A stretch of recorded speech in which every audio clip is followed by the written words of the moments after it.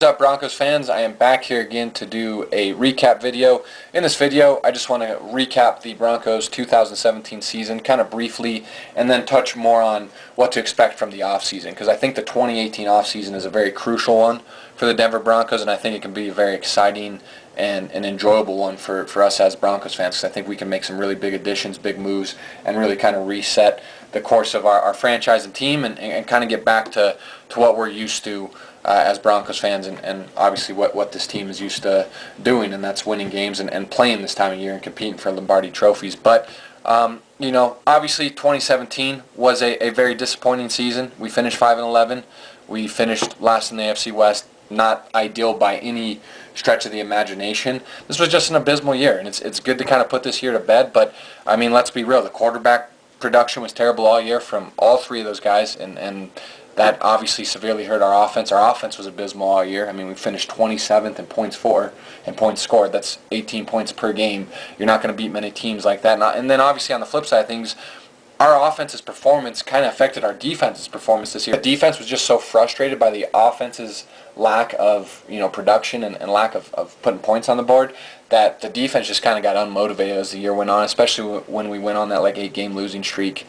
You could tell the effort was kind of dipping defensively, but I can't blame them for the simple fact, again, that the offense was so abysmal this year on pretty much every level. I think one of the only improvements, ironically, offensively that we made this year, I think, was along the offensive line, especially on that left side. I think we improved a lot. I think Garrett Bowles, even though he had some, really, penalties you don't want to see him have, and definitely got beat plenty of times this year as a rookie. I think for all things considered, I think his mentality, I think the character he brings to our offensive line, and our overall team, I think he's a good guy to have and a good addition to our locker room. I think our offensive line, ironically, was the biggest improvement from an offensive standpoint, but everywhere else you were abysmal, and again, that kind of affected the defense. And then on top of that, our defense struggled to be healthy all year. I mean, it seemed like everyone defensively was dealing with injuries, especially guys like Shane Ray. Struggled to get healthy all year. Our defensive line, I know Petco had some injuries, Gotsis had some injuries, Derek Wolfe obviously had a heck of a time, staying healthy this year and getting healthy. His career, could be in question with his neck injury. I hope not. I hope he can have a speedy recovery and get back on the field, hopefully at some point in the near future. But I weren't great in any of the three phases of the game this season, but it starts with the offense and their struggles. And again, it really starts at that quarterback position, from Brock Osweiler to Paxton Lynch to Trevor Siemian. I thought all three were very inconsistent and, to be blunt, pretty terrible this year. I know Brock had a good game against the Colts. I know they all had their moments and some throws here and there, but honestly, I think all three guys really, really struggled this year, and I think that's really where you got to start with the offensive struggles and start with, where you need to attack this offseason. And John Elway even said that again in his postseason press conference, that's at the top of his to-do list, is to get more life or to get more of a spark at that quarterback position and really address the problems at that position. So I hope he does that. And honestly, I wouldn't mind getting rid of all Trevor Siemian, Paxton Lynch, and Brock Osweiler, all three of them. Just keep Chad Kelly as your only quarterback on your roster, and kind of roll with him into the offseason. And then, again, whether it's free agency or the draft, address that position, which I fully expect the Broncos to do. But I would imagine, I think the Broncos will maybe keep one of those three, but I think definitely at least two of those three are gone. Be interesting to see if maybe we try to trade a guy like Trevor Siemian. Brock Osweiler, I think his contract's up, so we might just let him go. And Paxton Lynch is another guy. He's a young quarterback, so would a team maybe be interested in him because he still has some potential, getting him in their room and their system and their building. Maybe he's got some value there. So it will be really interesting to see what we do with those three guys. But honestly, like I said, I'd be perfectly content if we got rid of all three of those guys. And another great asset that we have, with obviously having a bad year this year, is we finished with a high draft pick. We have the 5th pick in what I think is a stacked 2018 NFL draft, to be totally honest with you. I think it's one of the best drafts in the past several years. And the two top guys for me with that fifth pick, if they're there, Saquon Barkley, first off, running back for Penn State. I don't know if he's getting to the 5th pick. I haven't really followed much of the mock drafts or the scouting throughout the season. I don't know where he's ranked on draft boards, but for me, he's clear as day the number one prospect in this draft. So, I would expect maybe Cleveland to look at him or the Giants to look at him at 1 and 2. But if some way he falls to number 5, I think the Broncos would be really hard pressed to maybe not take him. I think he's a special running back. He can catch, he can block, he can run in between the tackles. He's got great speed. He's shifty. He's got that one cut ability to hit that one cut and explode up the field. He's a physical runner again, and he can do everything. I mean, he's one of the best running back prospects, I would say, in the last 20 years, to be totally honest with you. I think he's better than Zeke was. I would argue he's better than Leonard Fournette and Christian McCaffrey as a prospect coming out. And you saw how great both of those guys were, even Alvin Kamara to an extent, and you saw the year he had.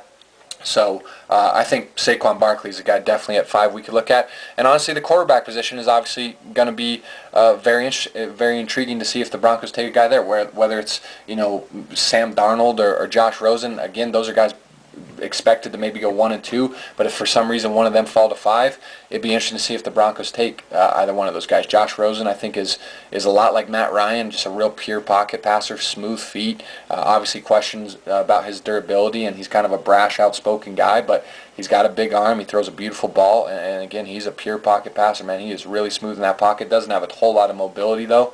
And he's not the biggest guy. He reminds me a lot of Matt Ryan. And then Sam Darnold, I mean, he's got an interesting windup, but he's got a big arm. He can make all the throws. He's mobile. Can make plays outside the pocket. Can make all the throws on the run. And again, he's got the size you look for. But again, got the USC quarterback kind of trend with guys coming out of there and not succeeding at the next level. And again, his windup, his delivery is a little weird to me, but I think he could be very successful at the next level. So maybe one of those guys, or do you go with a guy like Josh Allen from Wyoming, who's kind of just a wild card? I've heard some rumors that John Elway views Josh Allen a lot like a younger version of himself, so I don't know how true that is. We'll have to see throughout the draft process. But Josh Allen, to me, like Sam Darnold, kind of has a weird release in a different way. He kind of like pushes the ball out, but he's got a big arm. He's a big guy like Sam Darnold, and again, mobile. Is a very good athlete for his size, and has got a rocket for an arm. He reminds me kind of like a more mobile Phillip Rivers, to be totally honest with you. I think he could be successful, but there's some questions about I've heard does he love the game really, and how much does he love football? I don't want to hear things about that. I don't want to hear things like that coming from a guy that I'm going to take as a franchise quarterback. But I could see why John Elway may like him. I definitely see the potential with Josh Allen. And I know John Elway was scouting Wyoming in the Potato Bowl or whatever when Josh Allen just threw 3 touchdowns. So we're definitely going to look at him. And then lastly, the guy that I might like the most at the quarterback position is Baker Mayfield out of Oklahoma. I know he's a guy that rubs people the wrong way, and I've seen him compared to Russell Wilson, Drew Brees. Honestly, I don't really think he's like either one of those guys. I see more so the Russell Wilson comparison. Again, has a good enough arm, is mobile. I don't think he's nearly as athletic as Russell Wilson, but again, is a guy that can extend the play. And if the pocket breaks down, again, he kind of has that schoolyard mentality where he can make a play and make a throw that you didn't think was possible. He can make those video game Madden type plays. Making those throws across his body. And again, the thing I love about Baker Mayfield the most is, again, I know he rubs people the wrong way, but I really like his attitude. I love his confidence. I love the fieriness that he has. I love the kind of junkyard dog he has in him. I think you need those traits from the quarterback position, let alone if you want someone to be a franchise quarterback. So I think Baker Mayfield has all of that. And again, I know he just lost to Georgia, but man, what a game that he just had in the Rose Bowl against a hell of a defense, a hell of a team in Georgia, which personally, honestly, all year I thought was the best team in college football. Regardless of if they beat Alabama, who cares? That's besides the point. But to do that against that to have the performance he did against that team, I mean, he caught a touchdown. I think he threw for 2 touchdowns, had 300 yards passing. I mean, the guy had 41 touchdowns, 5 picks this year, which is a crazy touchdown to interception ratio. He won the Heisman. This was a guy that was a 2-time walk-on, and then to kind of turn that around to become the Heisman and potentially a top 10 draft pick. I just really like Baker Mayfield. And the guy that he reminds me most of, again, I've heard a lot of Drew Brees and Russell Wilson, and I see the similarities, but I think he reminds me a little bit of Fran Tarkenton, to be honest with you, kind of throwing it back a little bit. Hall of Fame quarterback for the Minnesota Vikings. I think there's a lot of similarities, very similar in size and the way they play. I think that's more of a fair comparison for Baker Mayfield, and I really like him. I think he has a lot of the attitude and traits that a Russell Wilson has, and I can see the similarities there. So those are the guys I'd like to see at quarterback. Lamar Jackson from Louisville is like one of my favorite college football players of all time. I'd love to see us get him. He kind of reminds me of like Randall Cunningham mixed with Michael Vick in a way. But he's a guy that I think if you're taking, you're probably going to take him in the second round or third round. So that'd be interesting. Maybe be patient, wait for him. He's electric as hell, though, man. I have total confidence in him. I know a lot of people aren't big fans of Lamar Jackson or his future as an NFL quarterback, but I'm really pulling for the kid, and I think he's electric. So those are the guys that quarterbacks we could potentially draft. But then there's even the question: do you go after a guy like Kirk Cousins, which has been rumored? He's going to be a free agent, obviously, and if we throw enough money his way, Kirk Cousins would be a great guy to add to our offense. And then with that fifth pick, again, if Saquon Barkley drops, you add a offensive weapon like Saquon Barkley with a quarterback like Kirk Cousins. Now we're talking offensively, especially in terms of improving on that side of the football, especially adding playmakers, adding some juice to the offense. Both of those guys would do that. You got guys like Tyrod Taylor and Josh McCown out there, I think, as free agents this year. Both those guys, I think, would be significant upgrades over Brock Osweiler, Trevor Siemian, or Paxton Lynch. Josh McCown had a great year with the Jets before he got hurt. He's a veteran presence. And Tyrod Taylor's a guy I think has been undervalued for years. Very mobile guy, maybe the most mobile quarterback in the NFL, and has a very underrated arm, very accurate. And look, he got Buffalo to the playoffs this year. Give the guy some credit. And they showed no faith in him for a lot of the year. I mean, they started. I can't think of it. Nathan Peterman, I think, was their backup. He threw like 5 picks against the Chargers over him. So Tyrod Taylor would be an interesting guy. Or do maybe we make a splashy trade for a guy like Eli Manning? His future with the Giants, with them having the number 2 pick, no head coach. His future there is interesting. You go get a veteran like him. That'd be interesting with us already getting Peyton. So there's options for us in terms of addressing the quarterback position, but that's obviously got to be at the top of the top of the to-do list for the Broncos this offseason, is addressing that quarterback position. John Elway said it. I have faith he will do that. And again, we have a plethora of options that we could utilize to accomplish that and improve that position, because that's where our offensive struggle started, and that's where we really need to start in terms of rebuilding our offense. I think the other thing to watch this offseason is I think the Broncos could be a sneaky team in the trade market. I think we got to make decisions on guys like Aqib Talib, Demaryius Thomas, C.J. Anderson. I think all those guys, you got to make decisions on potentially maybe trading them and seeing what their value's at. Maybe adding some additional picks, maybe an additional first-round pick, again, especially in this draft class. I think that's another thing I'm really intrigued to see what John Elway is going to do. And now with Gary Kubiak having a little more influence in the personnel decisions, with Matt Russell, John Elway, that trio, of that brain trust, if you will. I'm very interested to see what those guys do in the trade market, and again, making decisions on big players like Aqib Talib, like Demaryius Thomas, like C.J. Anderson. Like, do you trade those guys? Do you keep them? Because all of them are very productive players, but you can make a case that we could move on from all of them at this point. So that's also another thing I'm really interested to see if the Broncos are active in the trade market. And the last thing I want to talk about real quickly in this kind of wrap-up of the 2017 season for the Broncos and what to expect in the offseason, like in this video, I just want to say I am honestly thrilled that the Broncos kept Vance Joseph. I know I might be in the minority here, and I know a lot of people don't like Vance Joseph. A lot of people blame him for our struggles. But again, John Elway said it himself, and I totally agree 100%. He did not put Vance Joseph, or any coach for that matter, in the best position to succeed this year with the moves he made in the offseason. With our personnel, you can blame Vance Joseph all you want. You can blame the coaching staff all you want. And granted, I'm sure they had something to do with our struggles, and they deserve some of the blame, and they have taken responsibility for our struggles and being 5-11. But you look at the personnel of this team, you look at who we had at quarterback, look at the injuries we suffered.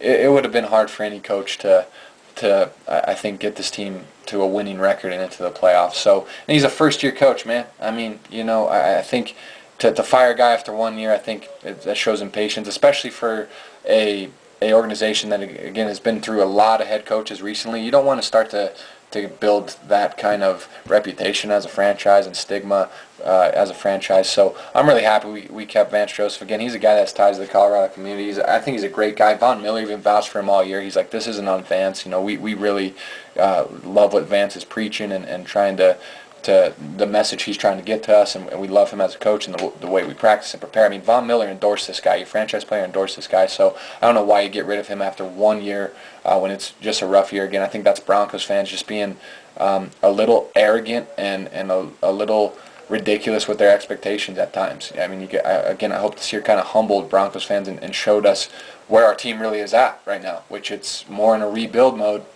than a competing mode. So I'm glad to have Vance Joseph back. Whether he'll be a great coach or not, still up for debate. But I'm glad to see him get more than just a one-year shot. I think that's totally unfair. I know the NFL is a business, and obviously not one of the fairest business for sure all the time. But I think this was a good move by John Elway. Give Vance Joseph another year to work with this team, work with his staff. I know he fired 6 coaches, but he still got Bill Musgrave. He still got Joe Woods as the offensive and defensive coordinator. Work with those guys. Continue to just get some continuity and let him really establish his culture here, man. I still think he can be a Mike Tomlin-esque coach. I don't know if he's as intense as Mike Tomlin, but I think he has similar traits. I really believe that. Or, even like Mike Zimmer, what he's done in Minnesota. I think Vance Joseph can do that here.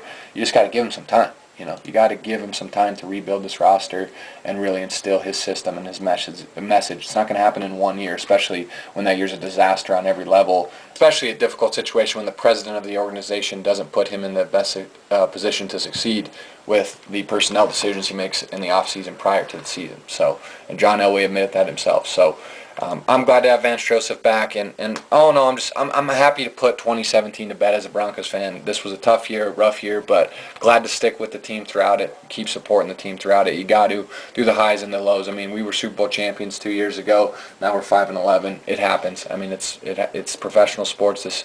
It is what it is, especially. Again, when you make some of the decisions we've made in terms of a personnel standpoint, this is kind of where you end up. So really looking forward to this offseason. Would love to hear your guys' comments below.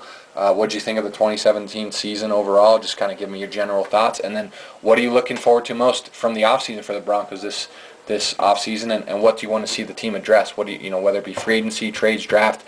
I want to talk football with you guys. So leave me comments below. Again, anything about the Broncos 2017 season or the 2018 offseason. And please subscribe to the channel if you like what you heard. I know this is a long video. I know I ramble a lot, but I really just enjoy talking football. And I hope you guys enjoy the content. Subscribe, share, do whatever you got to do. Like it, please.